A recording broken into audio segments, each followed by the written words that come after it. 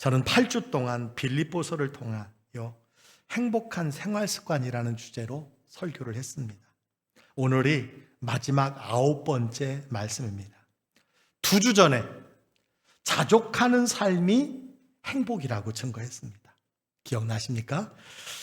바울은 사람들이 모르는 새롭고도 놀라운 행복의 비결이 있는데 그것이 자족이라고 했어요. 그 무엇에든지 만족하는 것을 이야기합니다. 어떤 환경과 처지에 놓이더라도 행복할 수 있게 되었다. 자족 때문에. 여러분, 특별히 그리스도인들은 이 세상을 살면서 자족의 비결을 배워야 한다고 했습니다. 왜냐하면 자족은 저절로 습득되어지는 것이 아니고 애써서 배워야 하기 때문입니다. 여러분, 행복의 생활 습관, 자족을 배우시기를 주의 이름으로 축복합니다. 여러분, 행복한 생활을 원하십니까? 자족하는 법을 배우는 것이 행복을 누리는 지름길이라고 했어요. 사도 바울은 자족은 온도계처럼 환경에 지배받는 삶이 아니라 온도 조절기처럼 환경을 초월하는 삶이라고 했어요. 여러분, 기억나십니까? 예. 5분만 기억나시는 것 같아요. 그리고 제가 청소년 시절에, 중학교 다니던 시절에 큰 고민 중에 제 인생의 키워드가 되었던 말씀도 소개했습니다. 그 말씀이 뭐지요? 빌사일삼. 예, 잘하시네요. 내게 능력 주시는 자 안에서 내가 모든 것을 할 수 있느니라. 그래요. 내가 어떤 형편에 있다 해도 주께서 주시는 능력으로 여러분 살아갈 수 있다는 거예요. 기뻐할 수 있다는 거예요. 소망을 가질 수 있고 비전을 가질 수 있다는 거예요. 자족은 풍부에 처할 줄도 알게 하고 빈궁에 처할 줄도 아는 비결이라고 가르쳐 주었습니다. 여러분, 행복한 생활 습관 중에 이거보다 더 큰 능력이 어디 있을까요? 전천후 행복의 비결이 저는 자족이라고 생각합니다. 사도 바울은 이 행복을 계속해서 설명하면서 결론적으로 말합니다. 모든 성도는 행복해야 한다는 거예요. 여러분, 행복하시기를 주의 이름으로 축복합니다. 그러나 여러분, 행복한다는 것이 무엇입니까? 슬픔을 당하지 않는다는 것이 아니에요. 그런 어려운 일을 당해도 슬퍼하지 말라는 의미가 아닙니다. 우리는 여전히 문제 가운데 슬퍼할 수 있습니다. 어려운 일을 당하고 낙심할 수 있습니다. 그럼에도 불구하고 만약 우리 안에 자족하는 마음이 있다면 어떻게 된다는 거예요? 어떤 슬픔도 어떤 어려움도 어떤 문제도 이기며 여러분 행복할 수 있다는 사실을 기억하시길 바랍니다. 요즘 인기 가요 중에 악뮤, 기쁨, 슬픔, 아름다운 마음이라는 곡이 있어요. 제가 이 노래를 들었는데 이 행복 시리즈에 딱 어울리는 여러분 가요더라고요. 여러분 한 번도 안 들어보셨습니까? 한번 여러분 기회가 되면 들어보세요. 특별히 악뮤는요, 악동 뮤지션이라고 하는데 선교사님의 자녀라고 해요. 그래서 이 두 사람이 부르는 노래는 좀 메시지가 있어요. 아마 아버지를 따라서 선교 사역에 오랫동안 있다 보니까 삶에 대한 그리고 하나님의 뜻에 대한 고민이 많이 담겨져 있는 것 같아요.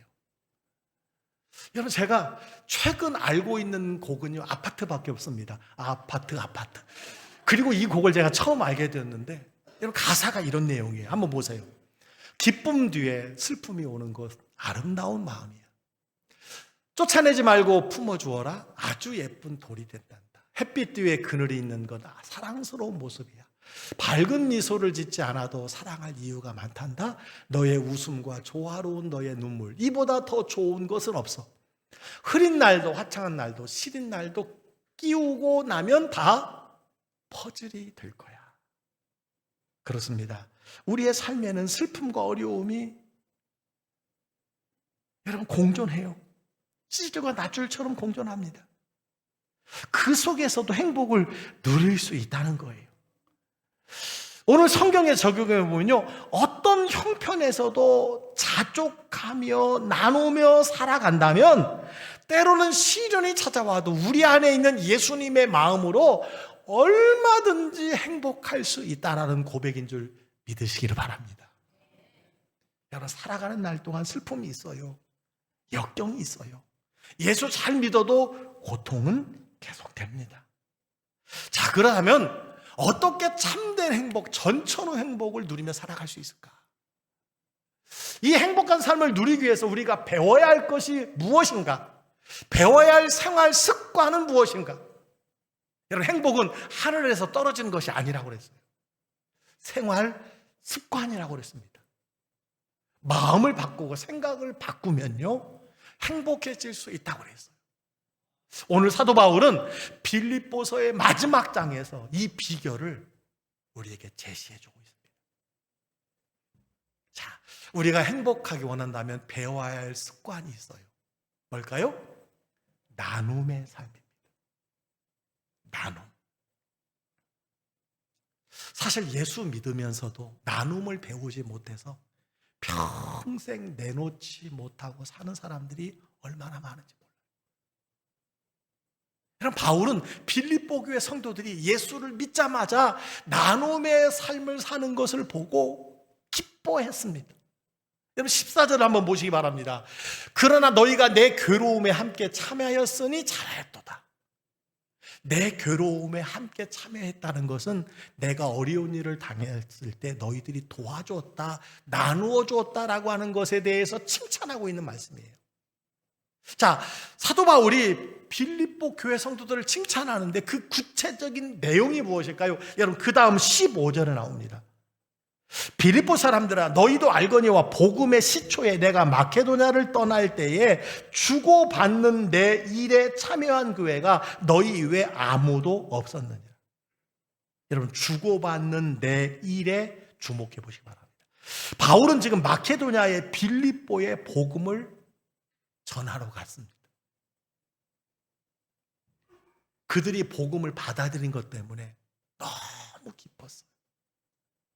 여러분, 복음을 전했는데 그 복음을 받아들인 것이 얼마나 기뻤겠습니까? 그런데 이 빌립보 교회 성도들은 복음의 수혜자가 된 것에 만족하지 않고요, 이렇게 받은 것을 즉각적으로 나누어 주기 시작했다는 거예요. 자신의 삶에 진정한 의미와 소망을 준 복음이 얼마나 소중한지 알게 된 그들은 복음을 전하기 위해서, 여러분, 국경을 넘어 나라를 넘어 선교사로 나아가는 이방인 선교사 사도 바울의 선교 사역에 동참하기를 원했다는 거예요. 그래서 바울이 빌립보를 떠날 때 그를 도왔습니다. 그 도움은 바울이 떠나간 후에도 계속 이어졌던 것을 보게 됩니다. 여러분, 16절을 보시기 바랍니다. 데살로니가에 있을 때에도 너희가 한 번뿐 아니라 두 번이나 나의 쓸 것을 보내었도다. 빌립보 교인들은요, 바울이 빌립보를 떠날 때만이 아니라 데살로니가에서 복음을 전할 때도 성경음을 보냈다는 거예요. 복음은 바울이 전했지만 그가 복음을 전할 수 있도록 나눔과 헌신의 섬김의 삶을 살았던 사람들이 빌립보 교회 성도라는 것을 말씀해 주고 있습니다. 여러분, 빌립보 교회 역사를 보면요, 그들이 얼마나 헌신적으로 나누며 살았는지 다른 교회에 귀한 본보기가 되었다고 기록하고 있음을 보게 됩니다. 그게 바로 고린도후서 8장 1절을 보시기 바랍니다. 형제들아, 하나님께서 마게도냐 교회들에게 주신 은혜를 우리가 너희에게 알리노니. 이 마게도냐 교회가 어디예요? 빌립보 교회입니다. 사도 바울이 고린도 교회에 편지하는 거예요. 고린도 교회 성도들이요, 여러분들이 본봐야 될 아름다운 교회를 내가 소개할 텐데 그게 바로 빌립보 교회입니다. 마케도냐에 있는 빌립보 교회입니다. 여러분, 예루살렘 교회에 기근이 나서 많은 사람들이 굶고 있다는 소식을 들었을 때 제일 민감하게 반응했던 교회가 빌립보 교회였다는 거예요. 그들은 즉각적으로 구제 헌금을, 선교 헌금을 예루살렘 교회에 보냈습니다. 여러분, 그들이 어떤 형편에서 이렇게 구제를 보냈는지, 헌금을 보냈는지 고린도후서 8장 2절에 보면 참 놀라운 말씀이 기록이 되어 있어요. 한번 보세요. 환난의 많은 시련 가운데 편안할 때가 아니에요. 빌립보 교회의 환난의 많은 시련 가운데 그들의 넘치는 기쁨과 극심한 가난이 그들의 풍성한 연보를 넘치게 했다. 여러분, 이 구절을 볼 때마다 빌립보 교인들의 헌신과 나눔이 얼마나 대단한가 감격하게 됩니다. 여러분, 누구를 도왔다면 내가 편안하니까 돕는다, 내가 남는 것이 있으니까 돕는다, 여러분 그럴 수 있잖아요. 빌립보는 그렇지 않아요. 환난이 많은 시련과 환난이 한두 개가 아니에요. 많았어요. 그리고 가난이 극심했어요. 그런데도 그들의 마음속에는요, 나눔의 기쁨이 있었다는 거예요. 저는 이 말씀을 읽으면서 맞아, 그리스도인의 삶이 담보하는 저는 역설이다 이렇게 생각합니다. 그리스도인만이 믿고 확신할 수 있는 역설이라는 거예요. 여러분, 그리스도인들도 믿지 않는 사람들과 마찬가지로 어려움을 경험하고 실패를 경험합니다. 그런데도 그들 속에는 아직도 나눔과 감사와 기쁨이 있었다는 거예요. 내가 어렵지만, 내가 환난 가운데 있지만, 내게 극심한 어려움이 있었지만 도울 마음이 있었고 나눌 마음을 하나님이 주셨다는 거예요. 여러분, 그 다음 말을 보시기 바랍니다. 그들의 경제적 형편이 어땠는지.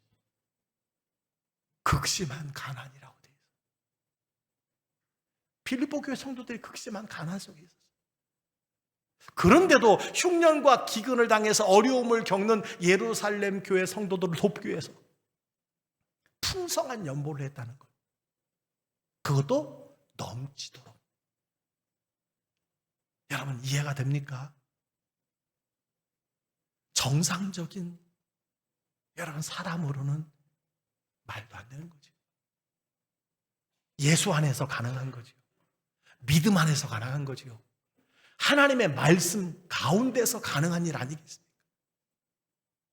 환난과 시련이 있었어요. 경제적으로 지극히 가난한 상태에 있었지만 이웃이 어려움을 당할 때에, 이웃 교회가 어려움을 당할 때에 그들에게는 나눌 마음이 있었다는 거예요. 나눌 마음이 있었다는 거예요. 나눌 것이 있었다는 거예요. 여러분, 이런 사람들이 진짜 부자가 아닐까요? 이런 교회가 진짜 부자 교회가 아닐까요? 이것은 세상의 계산으로는요, 이해할 수 없습니다. 정상적인 사람이 아닙니다. 여러분, 그러나 꼭 기억하세요. 그리스도 예수 안에서, 하나님의 말씀 안에서 이 말씀은 진리라는 사실을 기억하시기 바랍니다. 많이 소유하고 있지만, 많이 가졌지만 나눌 것은 하나도 없는 사람들이 우리 주변에 얼마나 많은지 몰라요. 여러분, 그들이 진정한 부자이겠습니까? 아니라는 거예요.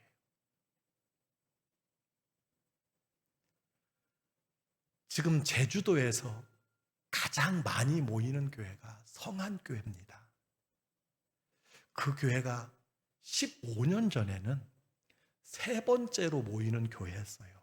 400~500명. 영락교회가 1000명이 넘게 모이는 교회였습니다. 제가 제주도에 있을 때 놀란 한 가지 사실은 이 성안교회가 예배당 건축의 자리를 마련해 놓고 예배당을 건축하기 전에 자신들이 쓰던 예배당을 3분의 1 가격에 어려운 교회에 여러분 내어주고 그 교회가 리모델링을 할 수 있도록 수억 원의 돈을 지원했다는 사실이에요. 제주도에 많이 있는 목사님들이 말했습니다. 미쳤나 봐. 정신 나갔나 봐. 아니, 자기 교회 건축을 수백억 건축을 앞두고 저런 일이 가능해? 여러분, 그런데 14, 15년 만에 그 교회가 지금 4,000명이 모이는 교회가 되었어요. 400명이 모이는 교회. 여러분, 이건 하나님의 역사 속에서만 가능한 일입니다. 이것은요, 지금도 어느 교회나 이 말씀을 따라 여러분 순종할 때 하나님이 여러분 복 주시는 줄 믿으시기를 주의 이름으로 축원합니다. 빌립보 교회가 그랬어요. 어려움 중에 있었습니다. 환난 중에 있었습니다. 아주 가난한 가운데 있었습니다. 그런데 나누고 도왔다는 사실입니다. 지난주 온 가족 여러분 수련회를 정말 하나님의 은혜 중에 마쳤습니다. 이곳에서 예배하신 분들도 400여 명 되지만 그곳에서 수련회에 참여하신 분들도 약 650명이 되었습니다. 안전사고 없이 정말 큰 은혜 중에 제가 평생 목사님 너무 좋았습니다. 너무 좋았습니다는 라는 말을 제가 평생 들은 것보다 이번 한 주간에 더 많이 들었습니다. 얼마나 감사한지.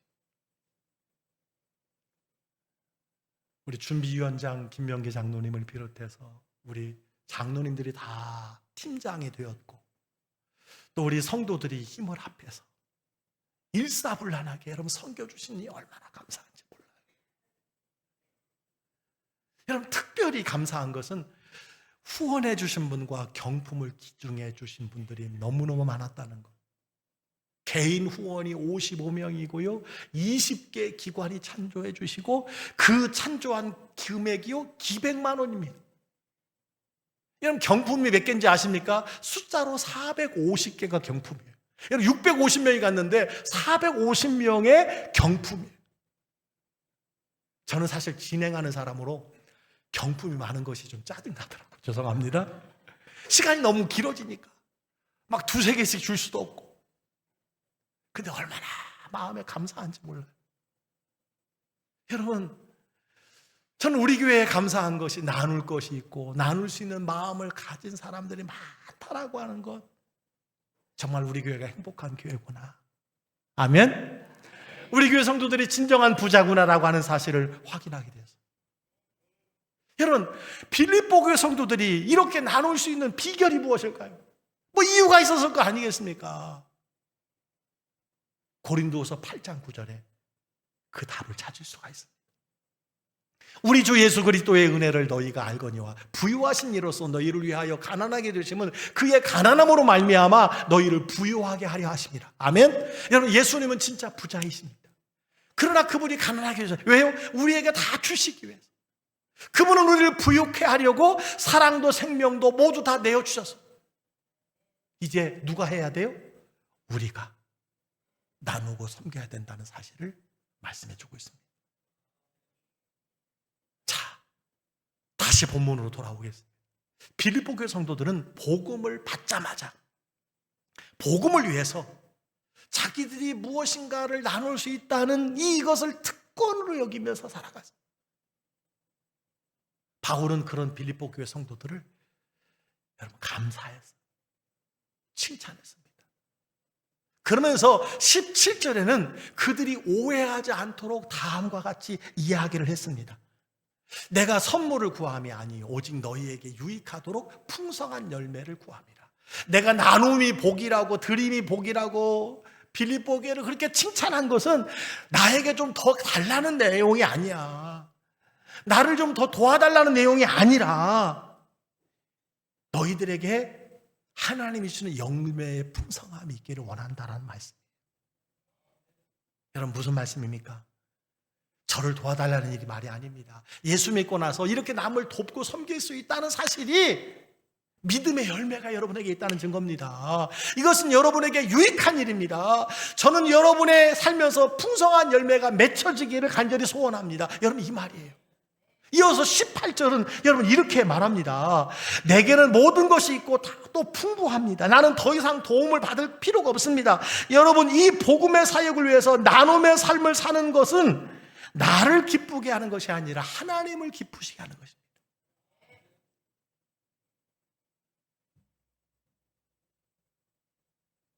여러분, 나눔이 행복이라는 거예요. 개인도, 가정도, 교회도 모으고 싸고 추척하는 것이 아니라 나눔이 행복이라는 거예요. 여러분, 특별히 19절 이게 빌사일구입니다. 빌립보서 4장에는 중요한 말씀이 빌사일삼이 있고요, 빌사일구가 있어요. 여러분, 축복의 말씀이에요. 다 같이 한번 읽겠습니다. 시작.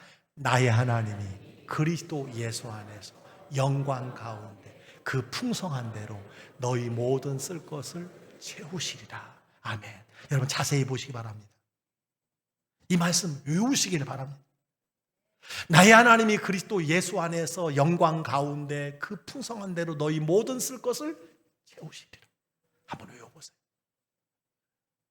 여러분, 이 말씀을 보면 풍성과 모든 쓸 것이라는 단어가 연결되어 있어요. 무슨 말씀입니까? 빌립보 교회가 바울의 필요를 채워주었으니, 하나님의 사업의 필요를 채워주었으니, 하나님은 빌립보 교회 모든 쓸 것을 어떻게 하신다는 거예요? 채우신다는 거예요. 아멘. 여러분, 내가 하나님의 사업의 필요를 채워주면 하나님이 내 모든 쓸 것을 채워주신다는 말씀 믿으시기를 주의로 축원합니다. 또한 나의 하나님이 어떤 하나님이에요? 나의 하나님이에요. 너희 모든 쓸 것을 채우시라고 했어요. 여러분, 이것은 여러분이 나의 모든 쓸 것을 공급했으니 하나님이 내 대신 여러분의 모든 쓸 것을 채우실 것입니다 라는 말씀이라는 사실을 기억하시기 바랍니다. 여러분, 모든 쓸 것 안에 여러분의 쓸 것도 포함되어 있다는 사실을 믿으시기 바랍니다. 아울러 모든 쓸 것이라는 말씀은요, 우리의 모든 필요한 것으로 우리가 해석할 수 있습니다. 그죠? 모든 쓸 것, 우리에게 모든 필요한 것, 같은 말이에요. 하나님은 우리에게 쓸 것을 말씀하셨어요. 필요한 것을 풍성하게 주신다는 말씀입니다. 여러분, 이 말씀을 제가 묵상하면서 이런 생각이 들어요. 우리가 주로 하나님께 구하는 것은 무엇일까? 우리가 주로 하나님께 구하는 것이 무엇입니까? 원하는 것을 구해야 한다는 거예요. 원하는 것. 근데 하나님이 우리에게 주시기 원하는 건 뭐예요? 쓸 것입니다. 필요한 것이. 왜 하나님이 나에게 주시지 않았는가? 여러분, 생각해 보세요. 우리가 쓸 것을 구하지 아니하고 필요한 것을 구하지 아니하고 원하는 것을 구할 수 있다는 거예요. 여러분, 내가 원하는 것을 하나님이 다 지금까지 주셨다면 이 자리에 예배 드리고 계실 분이 있을까요? 저는 아무도 안 계실 것이라고 생각합니다. 하나님이 우리에게 원하는 것을 주시지 않아요. 쓸 것을 주십니다. 필요한 것을 주십니다. 여러분, 우리의 가정도 마찬가지예요. 우리 교회도 마찬가지입니다. 내 가정에 쓸 것, 내 가정에 필요한 것을 구하세요. 하나님이 주실 줄 믿습니다. 여러분, 우리 교회도 마찬가지예요. 우리 교회가 하나님의 비전을 가지고 쓸 것을 구하고 필요한 것을 비전을 세워서 구할 때 하나님이 여러분 넉넉히 채워주시는 줄 믿습니다. 지금까지 그렇게 하나님께서 채워주셨습니다. 여러분, 원하는 것 구하지 마시고 쓸 것을, 필요한 것을 여러분 구할 때 공급해 주신다는 사실을 믿으시기 바랍니다. 특별히 그리스도 예수 안에서라고 말했어요. 우리들의 모든 쓸 것은 그리스도 예수의 이름으로 구할 때 주신다는 거예요. 아멘. 하나님께서 주십니다. 예수 그리스도의 이름으로 구할 때 주십니다. 성령이 우리의 간구를 도우십니다. 여러분 잘 기억하세요. 누구에게 기도하는 겁니까? 하나님께. 누구 이름으로? 예수의 이름으로. 누구의 도움으로? 성령의 도우심으로. 그래서 전도자 무디는요, 이 말씀을 알기 쉽게 나의 은행 청구서라 이렇게 별명을 지었어요. 이 구절이 나의 은행 청구서다. 이렇게 한번 대답해 보세요. 오늘 말씀을 통해서 우리의 은행장이 누구신가요? 우리의 은행장이 누구세요? 우리에게 주시는 분이 누구예요? 하나님. 그분이 어떤 하나님이에요? 나의 하나님이에요. 나의 하나님. 남의 하나님이 아니라 이웃집의 하나님이 아니라 나의 하나님. 은행의 예탁금은 누구 이름으로 청구해야 합니까? 누구 이름으로 구해야죠? 그리스도 예수의 이름으로. 예수의 이름으로 청구할 때 주시는 거예요. 자, 그 은행에 예탁된 재산은 얼마일까요? 오늘 말씀해 보니까 풍성한 양이에요. 여러분에게 주기에 풍성한 양인 줄 믿으시기를 바랍니다. 얼마나 우리에게 주실 수 있을까요? 모든 쓸 것을 채우실 만큼 주실 줄 믿습니다. 이 말씀 한번 붙들어 보세요. 나의 하나님이 그리스도 예수 안에서 영광 가운데 그 풍성한 대로 너희 모든 쓸 것을 채우시리라. 아멘. 이 말씀을 나의 말씀으로 삼는 거예요. 그렇습니다. 하나님은 이렇게 주고 나누는 사람을 축복하신다는 거예요.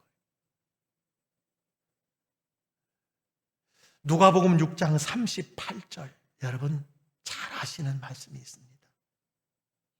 주라 그리하면 너희에게 줄 것이니 곧 후히되어 누르고 흔들어 넘치도록 하여 너희에게 안겨주리라. 여러분 주라는 거예요. 나누라는 거예요. 하나님의 약속의 말씀입니다. 살아계신 하나님의 말씀입니다. 주라는 거예요. 그리하면 너희에게 밑에도 너희에게 주는 사람에게 하나님이 어떻게 줘요? 후히되어 누르고 흔들어 넘치도록 하여 안겨주는 거예요. 복리가 붙어요. 복리가. 심은 것에 30배, 60배, 100배로. 여러분 이게 하나님의 말씀이에요. 제 말이 아닙니다. 제가 거짓말하는 것 아니에요. 주라는 거예요. 너희가 받게 될 거라는 거예요. 후히 누르고 흔들어서 넘치도록 하여 빼앗기지 않도록 안겨주시겠다는 거예요. 누구에게? 나누는 사람에게.